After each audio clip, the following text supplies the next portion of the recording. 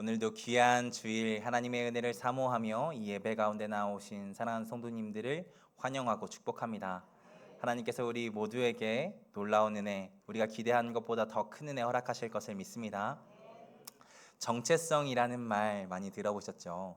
아마 최근에 듣기보다는 청소년기에 혹은 청소년기를 보내고 있던 자녀들을 키우면서 이 이야기를 많이 들으셨을 것 같습니다.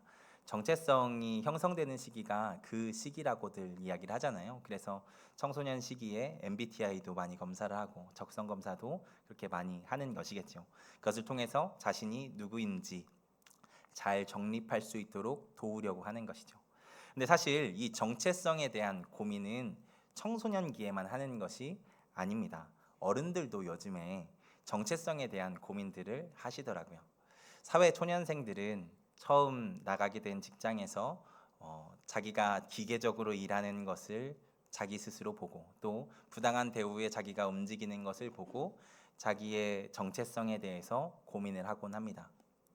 또 초보 엄마 아빠들은 아이의 울음에 자신의 삶이 좌지우지 되는 것을 보면서 나는 누구인가, 나는 누구인가라는 고민들을 하게 된다라고들 하죠.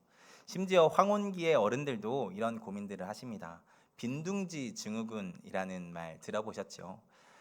평생 자녀를 키워 오셨던 부모들께서 자녀들을 떠나 보내고 나서 그 빈 집을 바라보면서 부모로서의 역할을 잃음, 그리고 나는 어떻게 앞으로 살아가야 되는지에 대한 고민들을 하게 되는 시간들을 가지며 정체성에 대한 고민들을 한다라고 합니다. 또 은퇴 증후군이라는 말도 있죠. 일생 동안 직장과 사업장에서 직책으로 혹은 사장님으로 살아오다가 퇴직을 하고 나니까 그 직함을 뗀 나는 누구인가라는 생각들을 요즘 하는 시기, 많은 사람들이 그런 고민들을 하고 있다라고 합니다. 이렇게 어른이어도 정체성에 대한 고민은 계속 하게 되는 것 같습니다. 그런데 여러분, 이 정체성이라는 것이 도대체 뭘까요? 정체성은 영어로 아이덴티티라고 하죠. 이 아이덴티티라는 영어 단어는 라틴어 이뎀에서 온 말인데, 이 이뎀은 똑같다, 일치시키다, 하나로 일치시키다라는 뜻을 가지고 있다고 합니다. 그러니까 이 정체성이라고 번역되어 있는 이 아이덴티티라는 단어에는 단순히 내가 누구인지에 대한 질문, 개인적인 나의 독특성에 대한 질문을 하는 그 물음이 아니라 나는 나를 무엇과 일치시키며 살고 있는가? 바꾸어 이야기하면 나는 무엇과 같은 존재인가? 나는 어디에 속해 있는가? 이런 소속에 대한 질문을 하는 것일 수 있다라는 것이죠. 그래서 직장에 소속되어 그 안에 계급을 나와 동일하게 나와 똑같이 일치시키며 살아갔던 분들은 그 직장에서 퇴직을 하는 순간 내 정체성을 잃어버리는 것 같은 느낌을 받기도 하는 것이고, 또 가정에 소속이 되어 자녀와 내 인생을 일치시키며 살아가던 부모들은 자녀를 떠나 보내는 순간 빈둥지를 보며 나를 잃어버린 것 같은 상실감과 허무감을 느끼게 되는 것이겠죠. 오늘 말씀은 바로 그렇게 정체성을 잃은, 아니 정체성을 잊은 우리에게 우리의 진정한 정체성이 무엇인지를 이야기해 주는 말씀입니다. 16절의 말씀을 보면 이렇게 이야기하고 있죠. 16절의 말씀 같이 읽어보겠습니다.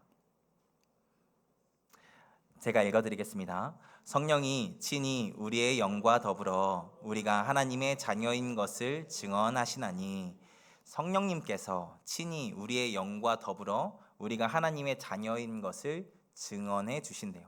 성령 하나님께서 우리가 누구라고 말씀하시냐면 당신의 자녀, 하나님의 자녀라고 말씀해 주신다는 것입니다. 우리는 하나님께 소속된 자들인 줄 믿습니다. 그래서 하나님의 자녀로 부름받은 존재들인 줄 또한 믿습니다. 바라기는 세상의 다른 어떤 것이 아니라 하나님께 속한 자가 우리라는 것을, 그래서 우리가 하나님의 자녀로 부름받았다는 것을 이 시간 말씀을 통해서 다시 한번 깨닫고 알게 되는 시간 되기를 소망합니다. 또한 그 하나님의 자녀로 살아가는 우리가 어떻게 그 하나님의 자녀라는 영광스러운 은혜를 얻게 되었는지, 또 그 자녀로 살아간다라는 것은 어떤 삶을 살아가는 것인지 말씀을 통해서 깊이 알게 되는 시간 되기를 소망합니다. 사실 우리는 태초부터 사실 하나님의 자녀로 지음 받은 존재들이었습니다. 지난주에도 나눈 것처럼 우리는 하나님의 피조물로 지음 받은 존재들이죠.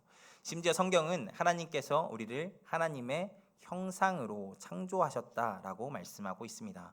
부모의 형상을 따라 세상 가운데 나오는 존재는 자녀뿐입니다. 말씀은 하나님께서 우리를 창조하실 때 하나님의 자녀로 창조되었음을, 얼마나 존귀한 존재로 창조되었는지를 이렇게 기록하고 있는 것이죠. 게다가 그 하나님의 형상을 따라 지음받은 존재에게 하나님께서 어떤 권한들을 주십니까? 다스릴 수 있는 권한을 주시죠. 생육하고 번성하고 정복하고 다스리라 명령하지 않으십니까? 그리고 창세기 2장에서 보면 하나님께서 만드셨던 그 피조물에 이름을 붙이는 사역을 하게 하시죠. 제가 여러 번 이야기했기 때문에 이름을 붙이는 것이 어떤 의미인지는 다들 아실 것입니다.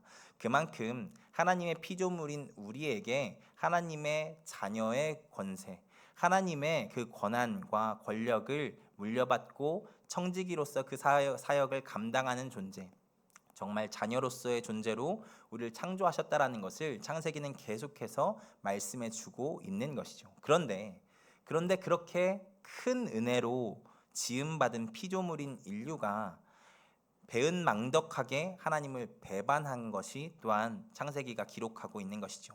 그것이 창세기 3장에서 하나님이 먹지 말라 하신 선악과를 따먹은 사건을 통해서 알 수 있는 것입니다. 하나님께서 모든 것을 허락하시고 그런데 딱 하나 금지시키신 것이 선악과였죠.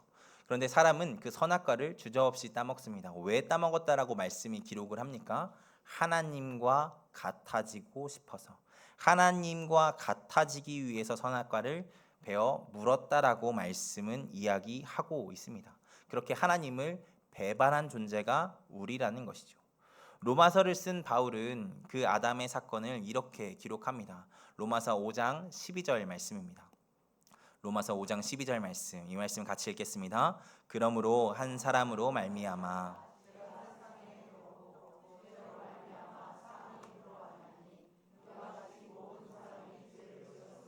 사망이 모든 사람에게 이르렀느니라. 아멘. 여기에서 하나님께서 창세기에서 그 아담의 사건들을 통해서 하나님을 배반한 존재가 인류라는 것을 말씀을 이야기를 했다라고 한다면, 바울은 그 안에서 또 한 가지 이 아담을 통해서 이루어진 악한 일, 불의한 일이 우리 가운데 있었다라는 것을 이야기를 하는 것이 방금 5장 12절입니다. 그 말씀이 무엇이냐면 죄가 세상에 들어오게 되었다라는 것이죠. 하나님께서 만드신 완전한 세상, 죄가 없던 그 세상 가운데 죄가 들어오게 하는 역할을 사람이 감당했고, 그 죄로 말미암아 사망 또한 들어오게 한 것이 사람이라고 이야기를 하는 것입니다. 그러니까 바울이 이 말씀을 통해서 우리에게 무슨 이야기를 하는 것이냐면, 사람은 하나님 앞에 범죄하고 배반한 존재일 뿐 아니라 하나님이 정성껏 소중하게 아름답게 만드신 세상을 엉망진창으로 만들어 놓은 그 인류, 그 배덕한 존재라는 것입니다. 성경은 바로 우리가 그런 존재임을 이야기합니다. 하나님이 그렇게 엄청난 사랑을 허락하여 주셨는데 하나님을 배반한 존재, 그리고 지금도 하나님을 배반하고 있는 존재가 바로 이런 우리라는 것이죠. 그래서 로마서 5장 10절의 말씀을 보면 바울은 우리가 하나님과 원수가 되었다라고도 이야기합니다. 자녀로 지음 받았지만 하나님과 원수가 된 존재가 바로 우리라는 것이죠. 이것이 조금 이해가 되지 않으실 분들이 있으실지 모르겠습니다. 자녀로 지음 받았는데 어떻게 자녀가 원수가 될 수 있을까? 근데 여러분, 믿었던 사람들에게 배신을 당하면 그게 정말 크게 느껴지지 않습니까? 그런데 그 믿었던 대상이 가족이라고 한다면 어떨까요? 물론 그 가족이기 때문에 품어줄 수도 있지만, 가족이기 때문에 남들보다 더 못한 사이가 되는 관계들도 우리 주변에서 보게 되지 않습니까? 우리나라의 대기업 중에 삼성가가 있죠. 삼성의 초대 창업자가 이병철 회장님이십니다. 이병철 회장님이 그 자신의 아들들에게 경영권을 이제 승계하려고 하는데, 아시는 것처럼 삼남인 이건희 회장에게 승계를 합니다. 왜 그랬을까? 그 역사를 찾아보니까 처음에는 장남인 이맹희 씨에게 그 장자에게 그 경영권을 승계하려고 했다고 하더라고요. 그런데 이 이병철 회장이 잠시 경영에서 조금 문제가 있어서 물러났을 때, 그래서 이맹희 회장을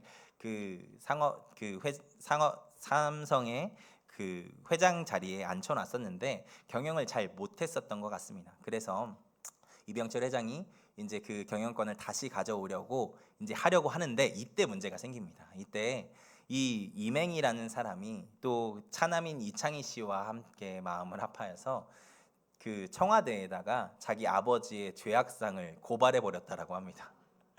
그래서 자기의 경영권을 보호하려고 했었던 것이죠. 그런데 이게 크게 잘못됩니다. 그 당시 대통령이었던 박정희 대통령이 이것을 보고 자식이 아버지를 고발하는 것은 인륜에 반하는 일이다라고 해서 크게 대노했다라고 하죠. 그래서 결국에는 경영권도 뺏기고 나중에는 어떻게 됩니까? 유산도 하나도 상속받지 못하게 되고 아버지의 눈을 피해서 세계 이곳저곳으로 흩어져 살아가야 되는 것이 그들의 인생이었다라고 하죠. 자식이지만 원수보다 남들보다 못한 사이가 된 것입니다. 가족이어도 자녀여도 원수가 될 수 있습니다. 아니, 자칫하면 남보다 더 못한 사이가 될 수 있는 것이 가족이죠. 그리고 바로 그런 죄악을 지은 것이 사실 우리라는 것입니다. 우리는 이보다 더한 잘못을 한 존재들이잖아요. 육신의 아버지보다 더 큰 은혜로 아무 가치 없는 우리를 하나님께서 그렇게나 존귀한 존재로 만들어 주셨는데 우리는 그 사랑을 배반했습니다. 그리고 하나님께서 온 마음과 정성으로 만드신 그 세상을 죄로 더럽히고 사망이 들어오게 함으로 엉망진창으로 만든 것이 우리라는 것이죠. 이것은 첫 인류만 그런 것이 아니죠. 지금을 살아가는 우리도 얼마나 많은 죄들을 짓고 살아갑니까? 내 세상을 천국으로 만들기 위해 다른 생명들의 세상을 무너뜨리고 훼손하는 삶을 서슴없이 살아가는 것이 우리들이지 않습니까? 그러니까 우리는 혈통으로도 자격으로도 감히 하나님의 자녀라고 불릴 수 없는, 아니 폐기 처분되어도 할 말 없는 하나님과 원수가 된 존재들이라는 것이죠. 말씀이 이야기하는 것처럼 우리는 본질상 진노의 자녀들이며 하나님과 원수가 된 존재가 바로 우리라는 것입니다. 그런데 바로 그런 우리를 하나님께서 용서하신 것입니다. 그래서 우리를 예수님을 통해서 구원하신 것이죠. 로마서 5장 8절의 말씀 같이 보겠습니다. 이 말씀 같이 읽겠습니다. 시작. 우리가 아직 죄인 되었을 때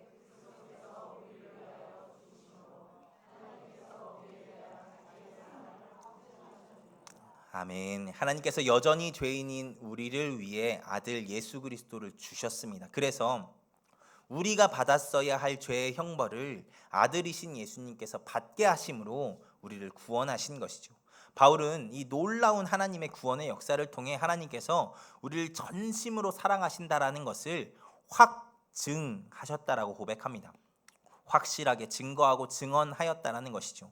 그 진노의 자식이며 하나님과 원수가 되었던 우리를 그럼에도 불구하고 사랑하심을 그렇게 보여주셨다라는 것입니다. 우리는 바로 그런 사랑을 받은 자들인 줄 믿습니다. 오늘 본문에서도 이렇게 이야기하죠. 본문 15절의 말씀입니다. 본문 15절의 말씀 같이 읽겠습니다.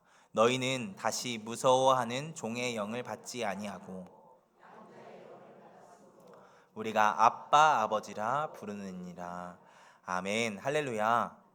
다시 하나님의 자녀가 되는 것은 고사하고 용서받는 것조차 불가능할 것 같은 우리가 하나님을 어떻게 부를 수 있게 되었다고요?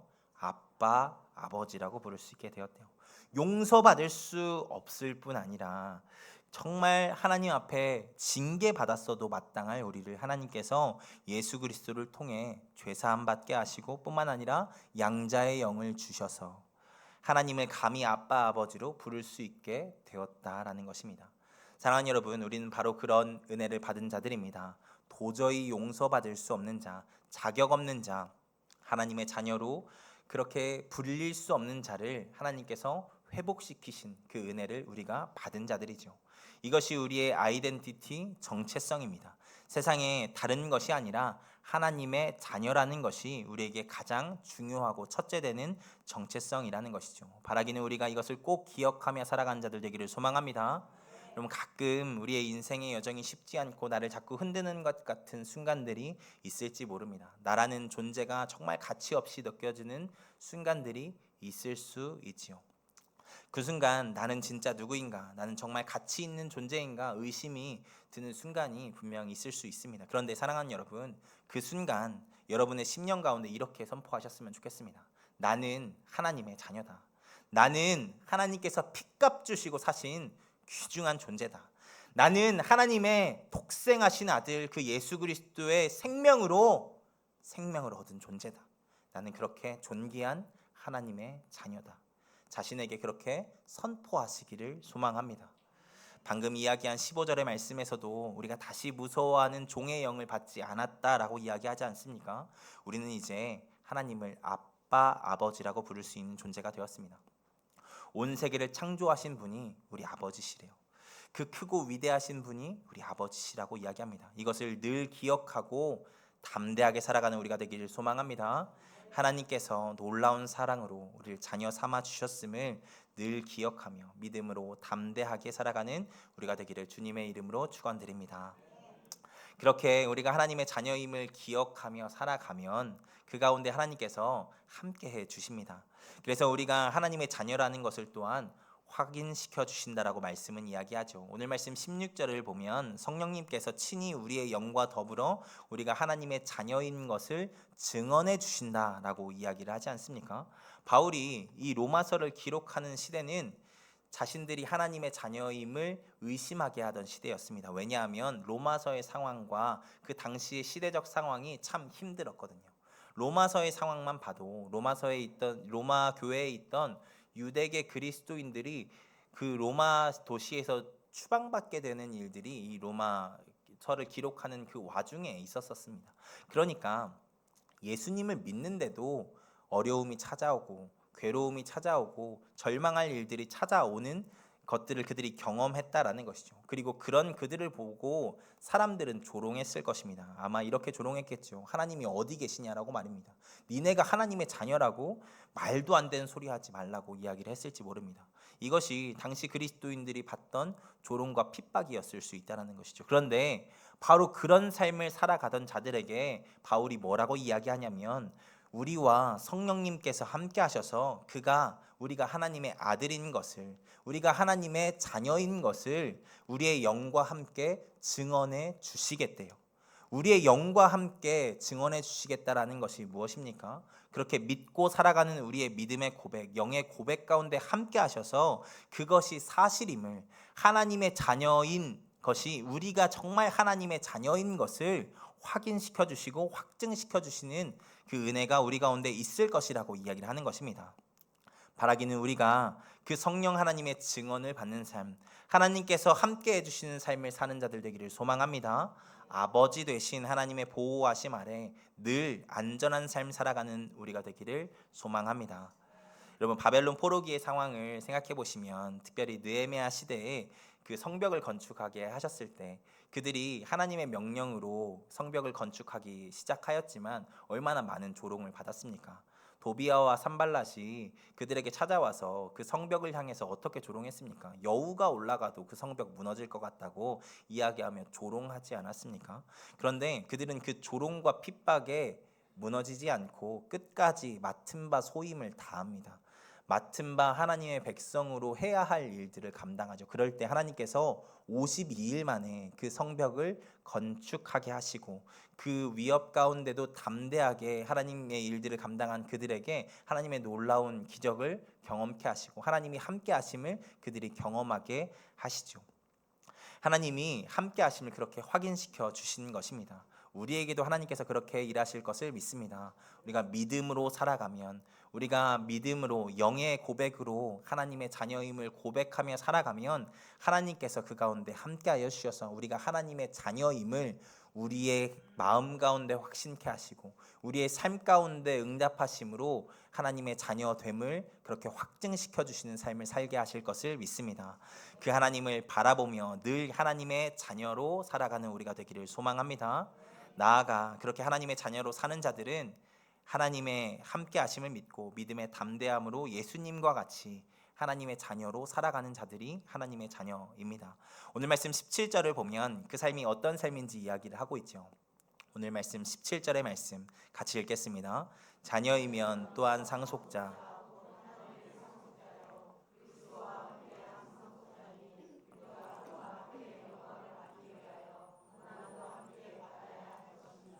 아멘. 자녀이면 그리스도와 함께한 상속자이기에 예수님과 함께 영광을 받기 위하여 고난도 함께 받는 것이 하나님의 자녀된 삶이라고 이야기를 하죠.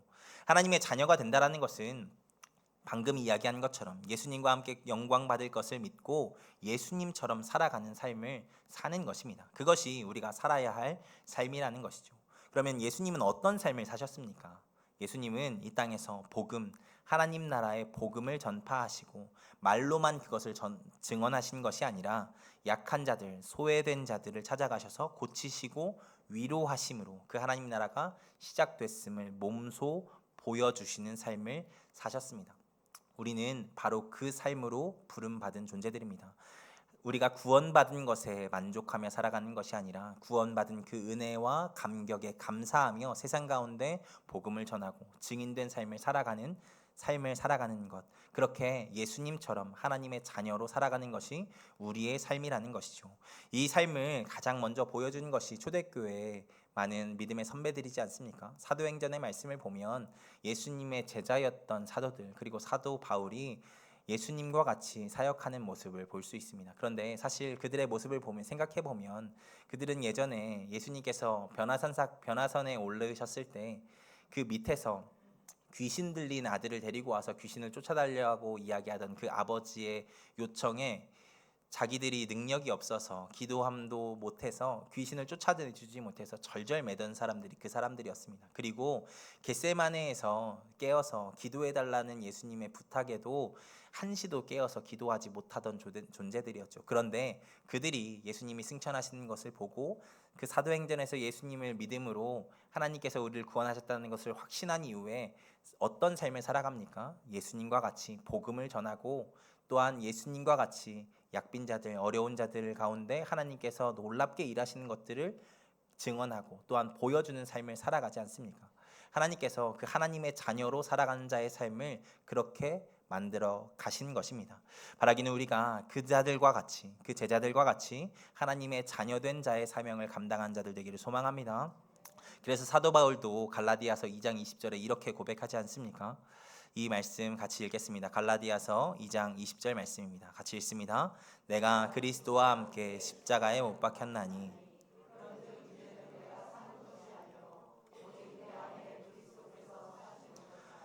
이제 내가 육체 가운데 사는 것은 나를 사랑하사 나를 위하여 자기 자신을 버리신 하나님의 아들을 믿는 믿음 안에서 사는 것이라. 아멘. 나는 예수님과 함께 십자가에 못 박혀 죽은 것이고 이제 내가 사는 것은 나를 위해 자기 자신을 버리신 하나님의 아들을 믿는 믿음 안에서 사는 것이라고 이야기를 하죠. 우리가 그런 존재라는 것입니다. 특별히 여기에서 믿음이 2번 나오죠. 이 말씀에서 등장하는 믿음이라는 단어는 한국어가 가지고 있는 뜻 그대로 마음의 확신이나 신뢰만을 이야기하는 것이 아닙니다. 헬라어로 이 믿음이라는 단어를 살펴보면 신실함, 충성이라는 뜻도 같이 함의하고 있는 단어이죠. 그러니까 이 말씀은 이렇게도 해석할 수 있는 것입니다. 하나님의 아들의 신실하심을 따라 나도 신실함을 따라 살아가겠습니다라고 고백하는 것으로 해석할 수 있다라는 것이죠. 바라기는 우리가 자녀의 영광만 받는 자들이 아니라 그 자녀다운 삶, 예수님의 신실함을 따라 우리 또한 신실하게 살아가는 자 되기를 소망합니다. 그렇게 하나님의 복음을 증언하고 하나님 나라가 실존함을 삶 가운데 보여주며 나아가는 그 하나님의 자녀다운 삶 살아가는 예수님 닮은 삶을 살아가는 우리가 되기를 소망합니다. 우리 새길 말씀 같이 읽고 말씀을 마무리하겠습니다. 주보에 낱장에 기록되어 있는 것 보시면 되겠습니다. 이 말씀 같이 읽겠습니다. 시작. 무릇 하나님의 영으로 인도함을 받는 사람은 곧 하나님의 아들이라. 로마서 8장 14절 말씀. 아멘. 한 번 더 읽겠습니다. 무릇 인도함을 받는 사람은 곧 하나님의 아들이라. 로마서 8장 14절 말씀. 아멘. 우리가 그렇게 믿음으로 하나님의 자녀로 살아갈 때 하나님께서 하나님의 영을 우리에게 부어 주셔서 하나님의 아들 된 삶을 살게 하실 것을 믿습니다. 그것을 바라보고 믿음으로 살아가는 우리가 되기를 소망합니다. 기도하겠습니다. 전능하신 하나님 감사합니다. 우리를 자격 없는 우리를 하나님의 자녀로 불러주시고 또한 구원하여 주시고 함께하여 주신 은혜 감사합니다. 늘 삶을 살아가며 하나님께서 함께 하시고 또 우리를 도우신다는 것을 믿고 믿음의 담대함을 가지고 살아가는 우리가 될 수 있도록 주님께서 붙잡아 주시옵소서. 또한 하나님의 자녀로 부르신 그 은혜에 감사하며 하나님의 자녀다운 삶을 살기로 이 시간 결단하며 나아가오니 예수님과 같이 하나님 나라의 복음을 전하며 하나님 나라가 이 땅 가운데 시작되었음을 우리의 삶과 섬김을 통해 증언하며 나아가는 우리가 될 수 있도록 주님 붙잡아 주시옵소서. 그렇게 살아가기로 결단한 자의 삶 가운데 하나님께서 도우시고 인도하여 주실 것을 믿습니다. 늘 그 하나님 의지하며 승리하며 나아갈 수 있는 우리가 될 수 있도록 주님 붙잡아 주시옵소서. 감사합니다. 사랑합니다. 예수 그리스도의 이름으로 기도하였습니다. 아멘.